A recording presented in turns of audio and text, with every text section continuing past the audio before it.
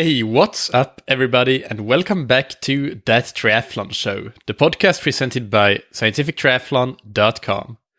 I'm your host, Michael, and this episode is Beginner Tip 22, where I answer a listener question on shift work, plus a bonus question on strength training. But before I do that, big thank you to our sponsors, Precision Hydration, that provide electrolyte products to keep you hydrated and keep your sodium content topped up in your endurance training and racing. So that's something that you definitely need to do, and you need to pay more attention to it than just trusting your sports drink or your gels to give you the sodium you need, because the individual variation in how much sodium you lose in your sweat is massive. There's a massive difference between the persons that are so-called salty sweaters and more normal ones. So that's something that you can check on precisionhydration.com. Just go and take their free online sweat test, and I'll link to it in the episode description, and you can find out what kind of sodium needs you have and what sort of electrolyte products you should use, what strength of them in your training and racing.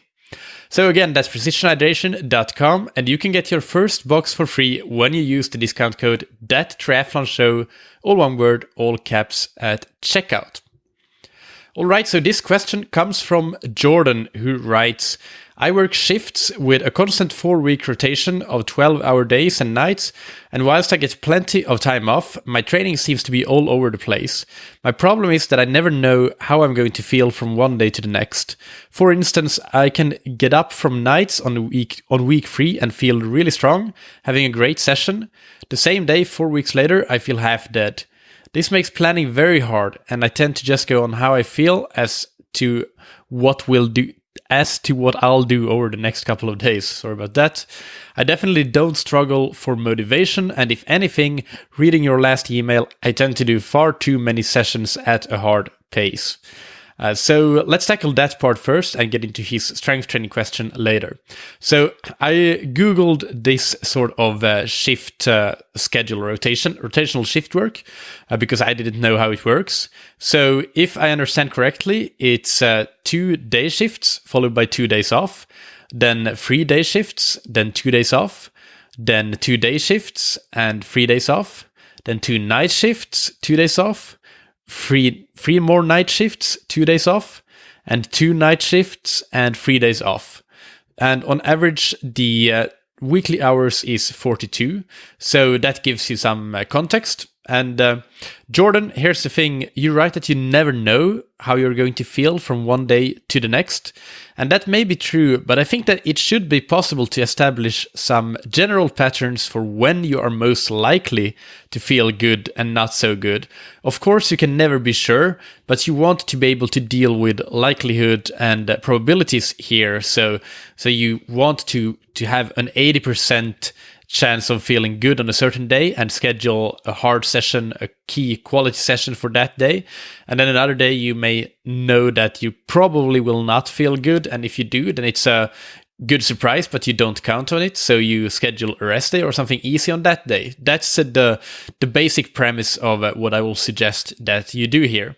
So step 1 is, if you don't keep a training log, then start one.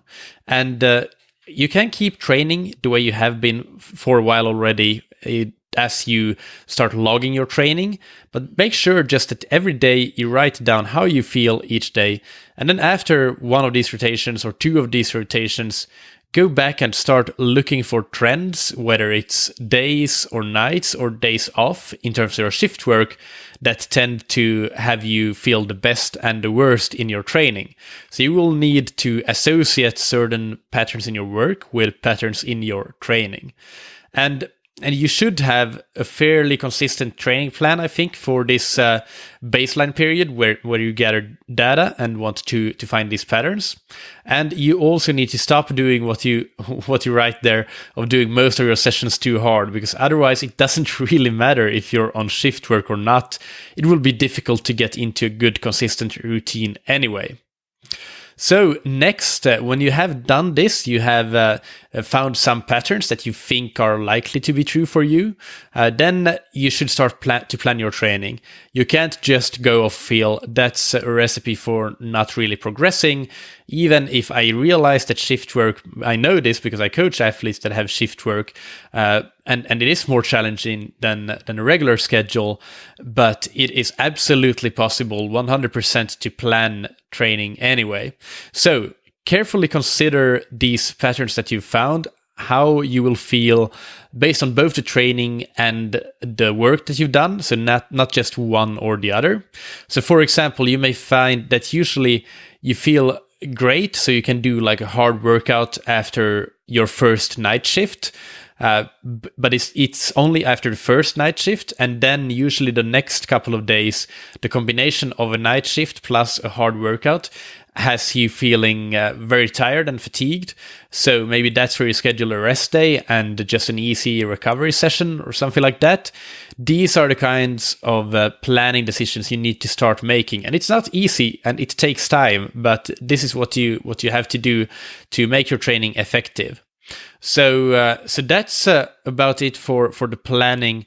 And lastly, yes, sometimes you will have days when you are dead tired, whether you planned for it or not. You maybe planned for not being dead tired, and you are anyway. It's important to realize that this happens to everybody. And in most situations, my recommendation is that if you have a hard workout scheduled, but you feel tired, if you feel absolutely dead tired, there's no way in hell that you can do it, then just skip it and move on. Maybe if you have like a really good window, you have a recovery day the next day, a rest day the next day, you can take the rest day one day early and try to do the hard workout the next day. But sometimes it's better to just forget the workout, move on, let it be, and roll with the punches, go on with your schedule. But if you feel really tired, but not to the degree that you know that you absolutely have to skip it right away, then I like to use the 20-minute rule, which says that do the workout as prescribed for the first 20 minutes of it. And ideally, this should include some intensity, whether it's a build in the warm-up or whether it's maybe the first interval of your main set. And then evaluate after that first 20 minutes how you feel. Can you go on with the workout? Because sometimes you will start to feel much better after 20 minutes, a way that you didn't feel when you started the workout. And if you can, then great. If you can't, just make it an easy workout instead. But you should definitely not, again, default to changing things on the fly in your schedule. Use these steps outlined to come up with a system that you can follow fairly consistently. And even when life throws curveballs at you and you are dead tired, you still have a consistent process for dealing with those challenges. So this is something that we work really a lot on with all of my coached athletes, but especially if they have irregular schedules or things like shift work. But for all the other listeners, these principles, I want to make that clear, they apply much more widely than to any particular shift work system or shift work in general. This sort of system can absolutely be used even for just a regular work schedule. Anybody can follow the steps that I outlined with logging your training and starting to planning according to some patterns that you see. It might be that maybe you have kids on weekends or things like that, and that's sort of drains you for Monday and Tuesday. So then you learn that you need to make Monday and Tuesday easier days. Any sort of things can come up here in these pattern finding, association digging process that I just described. So second, strength training. Jordan writes, everything I'm reading says that at 50, I should be doing 6-rep strength work as opposed to multi-rep sets of, say, 20. But I always feel drained for swimming if I've done deadlifts, etc. the day before. I once wrote into 220 Triathlon with this, and their advice was to listen to my body and don't train when I'm tired. Great. And I can sense a bit of irony in that great, if that wasn't clear. So, I mean, it's It's difficult to know with just a little information, but I can think of 3 options for immediately for why you might be feeling drained. First, maybe you haven't done a proper adaptation period to strength training. You're absolutely right about the low rep, high weight. That's what you should be doing. I'll link to my article, Triathlon Strength Training in 2018, the definitive guide, in the episode description, or you can just Google triathlon strength training and it's one of the first results. But that will give you like a very, very detailed description of what to do. But yes, you are correct. But that said, you should do an adaptation period when you get into strength training again after some time out of the gym, which will be more moderately high reps and low weights to get used to that before getting into the really heavy stuff. Otherwise, it will just knock you out, and yeah, it will be very ugly if you try to do workouts the next day. The second thing that can be a problem is if you lift too much in total. So what I mean by this is the strength training program that I developed has you do only 4 exercises per session, no more. And usually this consists of 3 sets of 3 to 6 reps. That's a total of anywhere from 36 reps at around 90% of your 1 rep maximum to 72 reps at 75 to 80% of your 1 rep maximum. And that's already plenty. Any more than that and you're doing too much and it will be difficult to recover from properly. So I think that maybe you might be doing more exercises potentially, and that could be one of the reasons that you feel drained the next day. Your total tonnage might be too big simply. And finally, and this is perhaps the most likely option, it might be that your recovery and recovery nutrition is insufficient. So first of all, within your strength training session, do you take 2 to 3 minutes full recovery between sets? You should do that. You shouldn't try to do core training in between. You can do some stretching, that's fine, but you should take recovery very seriously in your strength training session. Second, do you fuel immediately after the session with 20 to 30 grams of protein and 50 to 60 grams of carbs, and then a lot more of both slightly later within an hour and a half, 2 hours, like a full meal? Remember that recovery is the greatest limiter for having a good session the next day. And for strength training, that post-workout nutrition is super, super critical. Both the immediate post-workout fueling that I want you to do within 5 to 10 minutes of the workout. It's so easy to do with a recovery shake. But then also the full recovery meal, making sure that you get enough proteins and carbs in a meal 1.5 to 2 hours after the session.